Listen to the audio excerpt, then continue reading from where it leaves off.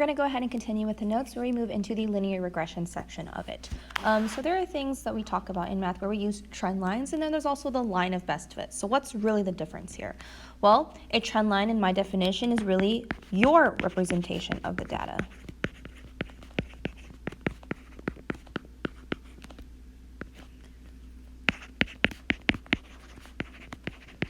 Emphasis on the your. It is your representation because it is unique and it varies from person to person.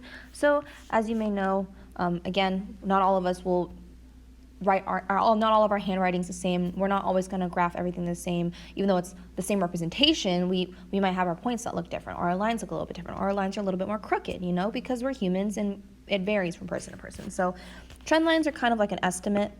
You kind of think of it like that, and we'll talk about what that means in a second. But this is going to vary from person to person. From person to person. So I have this little scatter plot over here to the left, where we have our x and our y-axis and some points on there that are scattered around. Now, looking at the plot, it is a positive trending graph because our points are ascending, they're going upwards, or our data is going upwards. So I could ask you and I could ask myself, let's go ahead and draw a trend line. What would be the straightest line that I could possibly draw that can kind of go through most of these points? So like an estimate of what kind of line we could make. Because again, if we tried to connect all these points together, right, this is not a straight line. We want to make a straight line if possible. So trend lines are something that look like this. Maybe drawing a line through your points that kind of look like that. That is a great trend line. I'm actually going to copy it and use it later. But what if your trend line looks like this? That's still a decent trend line. You can also have a trend line that looks like this. And again, I'm going to go ahead and paste what I had earlier, right? So that's a little bit different than what I had originally, right? They're just slightly off. But what is a good trend line? A good trend line is where you have about the same amount of points above the line as you do below the line. A trend line doesn't have to go through every single point. So if you notice, there's some points above my line and there's some points below. The goal is to kind of get in the center, kind of get the average, an estimate of if I had to draw a perfectly straight line, what would that line possibly look like? So we'll go ahead and just keep the line here. Or if you don't want to, you can change it, right? And you can draw the line here. Why not? The line, however, does not have to go through 0, 0, right? That's a common misconception. People think that when they draw a trend line or when we have a trend line that it goes to 0, 0. We don't always have the y-intercept be 0, 0, so why does it have to be 0, 0 when we draw trend lines? And it doesn't. Let's talk about some bad examples of trend lines. This would be a terrible example. Like, well, there's some points on the bottom, some points on the top. Yes, but it doesn't, or some on the top and some on the bottom, but it doesn't go through your trend in a fashion where it's actually modeling it, right? Like our data is not going horizontally. It's going in a diagonal upward direction in the positive direction. So I'm going to go ahead and draw my trend line again. So again, it's going to vary from person to person. Your line might look a little bit different from my line. Your line might go through 0, 0, mine happens to not. So how do we get it to where everybody is on the same exact page? Well, that's where the line of best fit comes into play. The line of best fit, in my definition, is the only representation of the data.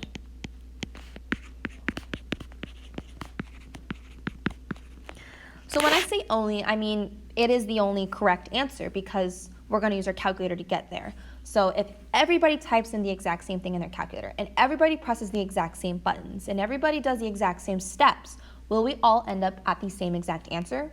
Yes, because we are all doing the same exact thing. So instead of us having to estimate and drawing that trend line ourselves, we're going to have the calculator do that for us and estimate that line for us. So the line of best fit is found by using linear regression. So the process of this is going to be called linear regression. It's just a fancy word to name the process. It's not a vocabulary word that you really need to know. And when we use linear regression, that's when everybody's on the same page and it's not going to vary from person to person. So let's go into actually using linear regression. Now, before we start, I'm going to go ahead and just write down the steps. So if you do have a graphing calculator, just set it to the side. We're not going to actually use that and just going to talk about the steps. The steps look long, but really you can narrow it down to basically 4, but we're going to go ahead and kind of talk about what's necessary here. So everything I put in a rectangle is a button. So the first button that you'll press is the button that says mode on it. So your mode button. The next thing you'll do once you press the mode button is you're going to go to stat diagnostics.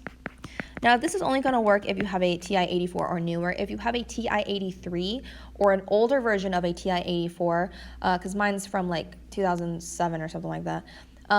If you have an older version of a TI-84 or a TI-83, this isn't going to work. You're going to have to do some different steps for that. And if you do have one of those calculators, come see me.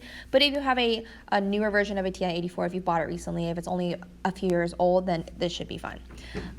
Diagnostics. Whoops. And you're going to go ahead and turn that on. Again, you're not doing anything calculated right now. We're just going to go through the steps. Now, once you do these two things, you actually only have to do this one time. So you only do this once. Oops. You don't want to do it more than once. Well, why not? So before we take any type of assessment, we always reset our calculators in class, right? Before we take it, I make you reset your entire calculator. Well, when you do that, it restores all of the normal factory settings on it. So anything that was off to begin with is going to stay off. Anything that you turned on is going to turn back off again. So stat diagnostics normally is turned off. If you turn it on, it will stay on until you reset that calculator. So once you reset it, it's going to be off again and you're going to have to turn it on. But once it's on, it is on and you never have to do it again until you reset. So let's go ahead and actually go to the regression steps. First step of regression is you're going to press the stat button. And again, you're not pressing any buttons, I hope, because we're going to talk about the steps first. After you press stat, you're going to go ahead and select edit. Anything in quotes is like you just hitting enter on that button. So you're going to select edit. Once you select edit, you'll be taken to a screen with some columns. So this is where you enter in your L1 and L2.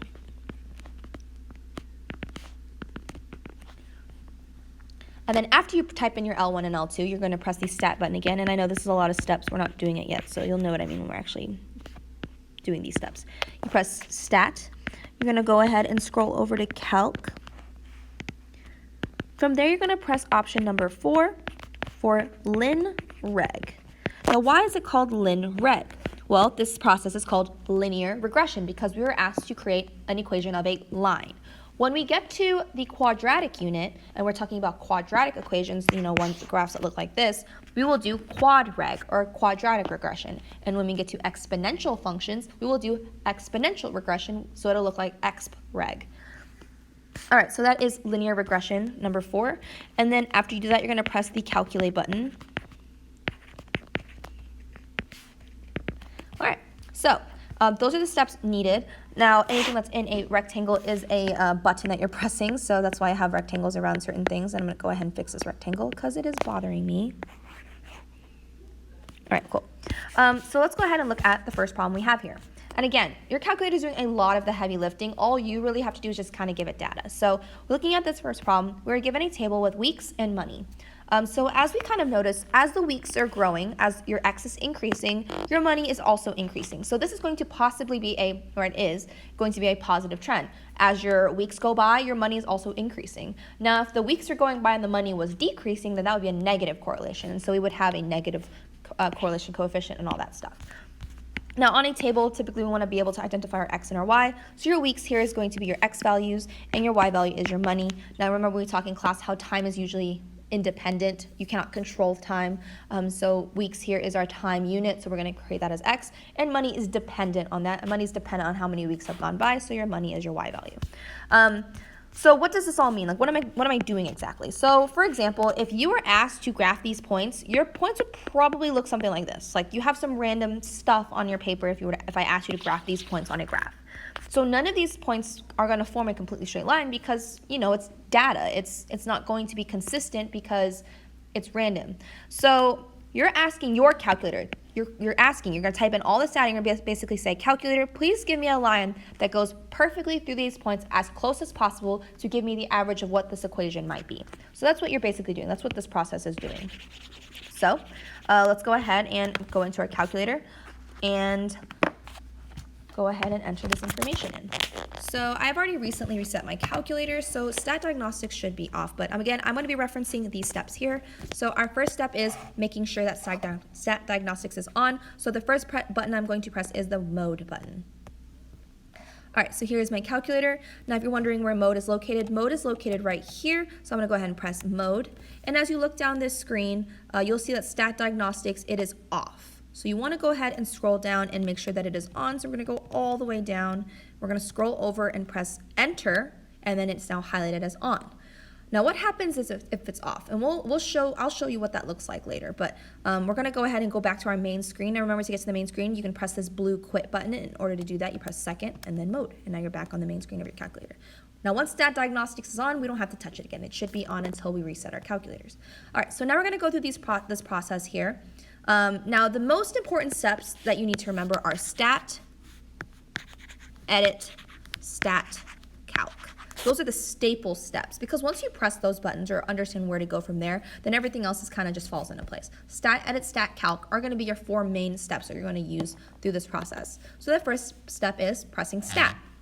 Oh, sorry, my calculator slid on the table. Stat is located right here, and that stands for statistics. So I'm going to go ahead and press that, and you'll see that I have edit, calc, and test, and I have all this random stuff here. So remember, the first step is stat. Once you press stat, the second step is to press edit. So I'm going to go ahead and just click enter. And then I'm brought up with a list of things. Now you'll notice it says L1, L2, L3, L4, and then I'll just continue going so on and so forth. Now what does this mean? These are lists. So this is your list 1, and this is your list 2, list 3, and so forth. What you don't want to happen is if you accidentally delete one of these two, because you need your L1 and you need your L2. Those are the two that we're going to use. If one of these lists gets accidentally deleted, you're going to reset your calculator and it'll come back. But remember, once you reset the calculator, you're going to have to turn on stat diagnostics again. So we're going to go ahead and enter in our data here. So L1 and L2, what do I do there? Well, if you're looking at your table here, you're given some data to type in.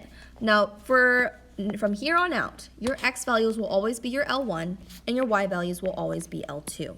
So just keep that in mind, that your L1 is always your X and your L2 is always your Y, and I'll show you why in a second. So here's the data that I have, and I'm going to go ahead and type that in to my calculator. So I have 1, 3, 4, 7, and 9. And after I press each data point, I am pressing enter so that I am able to go to the next line. Sorry, I don't have it pulled up, so I had to actually see what those numbers are that I had to press in. So now let's go ahead and enter the numbers in for list 2.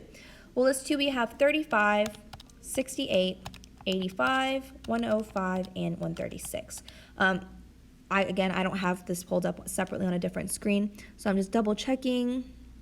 It looks like those are all on. So I got all those numbers typed in. So 2 things before you move on. First thing, if you have 5 data points in your X column, if you have 5 data numbers in your first, you must also have the same amount in the second. If one of your lists is longer than the other list, your calculator is going to give you an error, because it's like, what do you want me to do with this information? So make sure that your lists are the same length. If this has 8 data values, then this also should have 8 data values, because again, these are points, right? X comma Y. So once you make sure that those are the same length, also make sure that everything you typed is exactly as what you have on your paper. So right here on my notes, all of these points here, I want to make sure that every number is typed in exactly.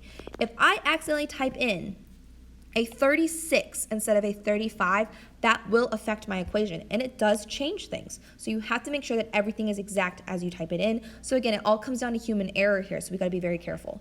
Now, once we have gone ahead and done our stat, edit, and we've entered our L1 and L2, the next thing is going to be stat and then calc.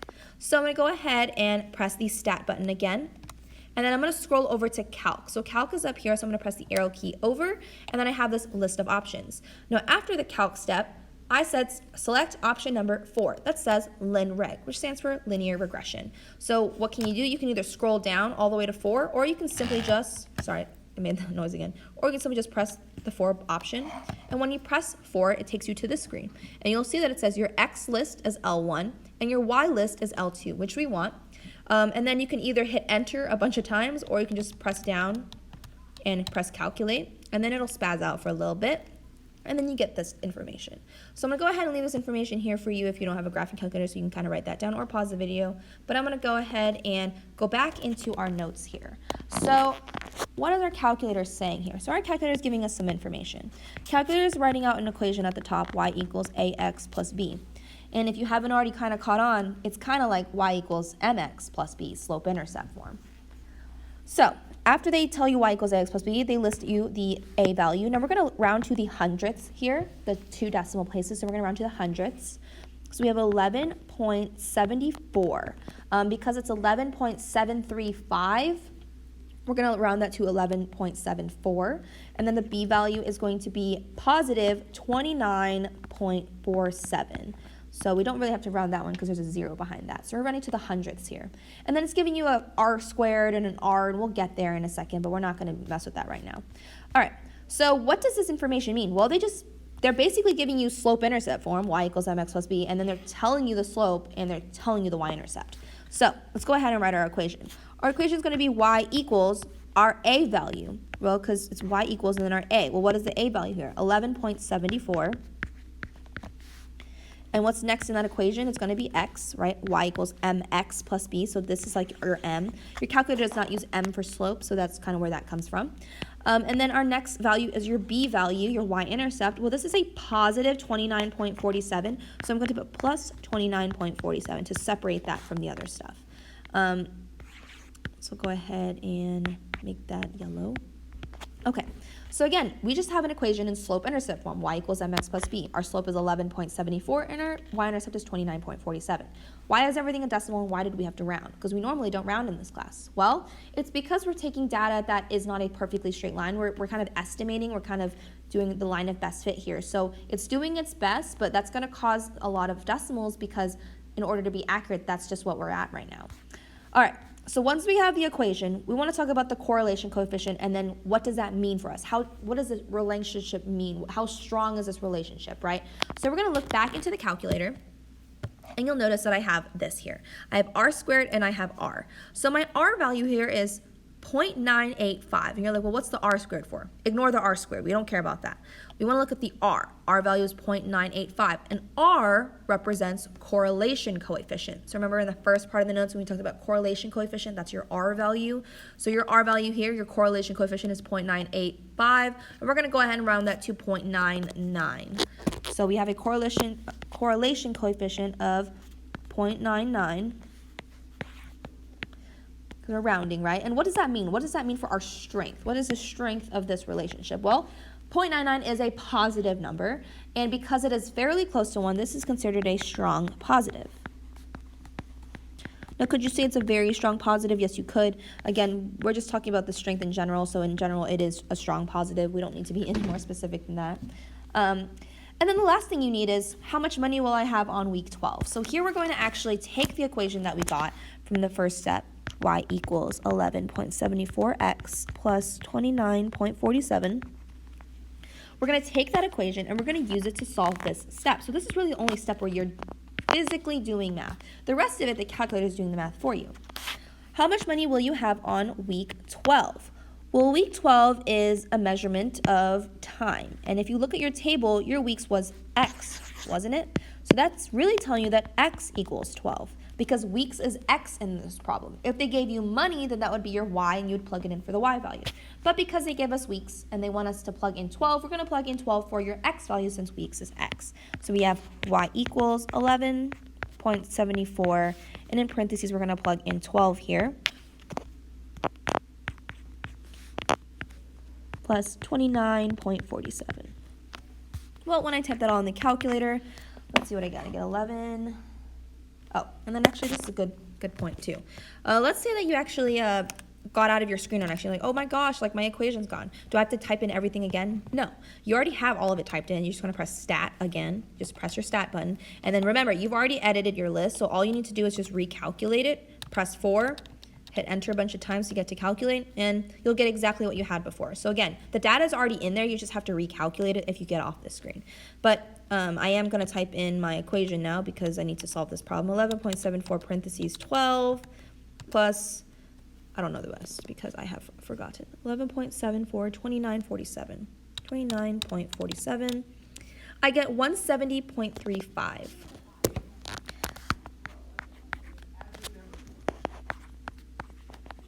All right. So what does this mean? Well, the question was how much money will I have on week 12? This means that I will have $170.35 on week 12.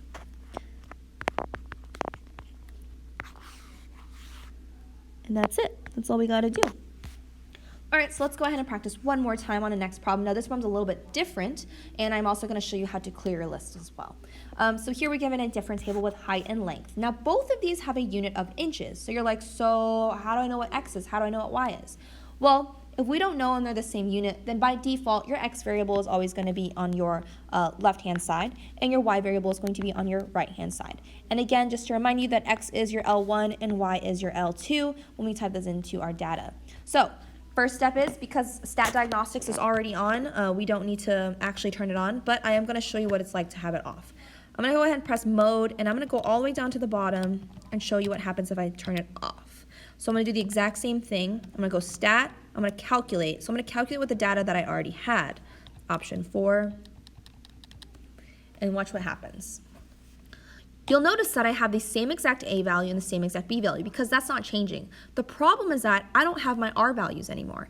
That tells me how strong that relationship is, and in the last problem it was a very strong relationship, but I wouldn't have known that if my stat diagnostics are off. So in order for me to be able to tell how strong the actual function is, how strong this data set is, I need to have stat diagnostics on. So I'm going to go ahead and turn that back on really quick. All right, and then from here, we're going to go ahead and start over and start on a brand new problem. Stat diagnostics is on, so I'm going to go ahead and press the stat button. Now, I am going to have to edit this time because I need to change the numbers that's already typed in. So I'm going to show you how to clear a list. So in order to clear a list, what you're going to do is I'm going to go ahead and clear list 2 first. I'm going to go up and highlight L2. I'm going to highlight that in black up here. Once I have it highlighted, I'm going to press the clear button down here where I'm pointing. So you're going to press clear, and then nothing will happen. And then you're going to press the down button, and then everything is cleared. We're going to do the exact same thing for list 1. We're going to go up, highlight list 1, press clear, nothing will happen, but once we press down, all of it will be cleared. Do not use the delete button, because if you use the delete button, the whole list will delete, and then you'll be very sad. So we're going to go ahead and type in our data. So remember, L1 is your X values, or are your X values. So I'm going to go ahead and type those in: 21, 34, 10, 92, and 54. Now again, you want to make sure that you're being accurate and you're typing in all the numbers as is, as on your paper. So just being very careful doing that is going to help prevent any mistakes down the line. So 21, 34, 10, 92, 54. I'm going to scroll over to L2 and I'm going to go ahead and type in my other values. Sorry that I'm not showing you me typing it in, but it's kind of boring anyways. We're not going to watch that. All right, so I have my L1 and my L2 typed in. Once your lists are typed in, remember stat, edit, stat, calc. Those are the 4 staple steps. So we've done stat and we've done edit. Now we're going to press stat again, and then we're going to go over to calc. And again, option 4, go all the way down to calculate, and you'll realize these steps are always the same as you go through each problem. And again, my R values show up because my stat diagnostics is on. So it looks like my A value is 0.34, so I'm going to round to the hundreds here. And then my B value is 14.63. The reason why I'm rounding 2 up to 3 is because that 9 is going to push that 2 up to a 3. So to the hundreds, it'd be 0.63. And I'll go ahead and go over to my notes here. And I'm going to write my equation. First, I'm going to write down what the calculator shows, y equals ax plus b. It's stating that the a value is 0.34. I'm going to round to the hundreds, remember. And then my b value is positive 14.63. All right. So once we're here, we're going to go ahead and write our actual equation. So we are in slope-intercept form. Y equals our slope, which in this case is 0.34. Remember, x is attached to that slope. And then your y-intercept is 14.63. It is a positive 14.63, so make sure that you have a plus sign there. Sometimes it is negative, so please make sure you pay attention to those key details. It might be negative, and it's going to be very small in the front, so just make sure you're paying attention to that. So what is our correlation coefficient? Remember, your correlation coefficient is your R value. So we're going to go ahead and look at our R value here, and our R value here is 0.757. So I'm going to go ahead and write that in for my correlation coefficient. 0.757. Well, what does that mean as in regards to my strength of my relationship? Well, 0.7 is a positive number, so we know this is a positive correlation. And because it is over 0.5 and it is closer to 1, we're going to go ahead and say this is a strong positive correlation. Okay. Lastly, we're going to predict predict the height if the length is 54 inches. So using the equation that we got above, I'm going to go ahead and write that down here. Y equals 0.34x plus 14.63. All right. It says predict the height if the length is 54 inches. So here we are given the length. Now, is your length your x or your y? Our length is our y here. So if length is our y, they're telling us that they want us to plug in 54 for the y value. So using this equation, I'm going to plug in 54 on this left side. So I have equals 0.34x plus 14.63. And this is basically a unit 1 problem, solving an equation problem. So first step here we're going to do is subtract 14.63 from both sides. So subtract 14.63. And I'm honestly not in the mood to do this in my head. And for the sake of time, obviously I typed in the wrong thing. And for the sake of time, I'm just typing it in. So we have 39.37 equals 0.34x. Now remember, this is the only bit of math you're doing, so it is very important for you to be accurate about what steps you're taking here. Now again, the point is to solve for x here, so we're going to divide both sides by 0.34. And we have our x value is going to be 115.794. So we're going to round to 79. I need to double check to make sure that is right. It's kind of freaking me out that it's repeating like that. So we have filled in notes here that I can look up.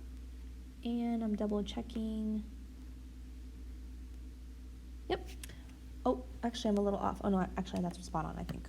Yeah, 39.37 divided by 0.34. Perfect, okay? 115.79. Now, what does that mean? Well, what were we asked to find, right? Like, what was the whole point of this? They give us the length, and they were asking us to predict the height. So they're telling us the height is 115.79 centimeters, or is it inches? It is inches, okay. It's been a long day. Inches at a length of 54 inches. So given that the length is 54, then our height is going to be that right there. I'm going to box that section of it since that's the part that we really care about. And then there are decimal steps for linear regression, but if you're really interested in knowing how to do that, you can come see me. I typically don't really use Desmos to do linear regression just because there are a lot of formulas that you do have to remember, but the steps are to make a table, and you do that by pressing plus this little add button in the top left.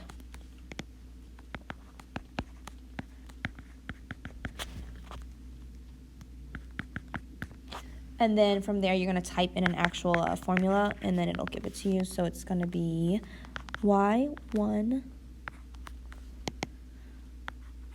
You have like a little tilde, a little squiggle, and then mx1 plus b. Again, I don't really use that often. I don't really find it that helpful just because there's a lot of memorization when we get to further things when we talk about quadratics and exponential. But that is linear regression. So if you have any questions, feel free to come by and ask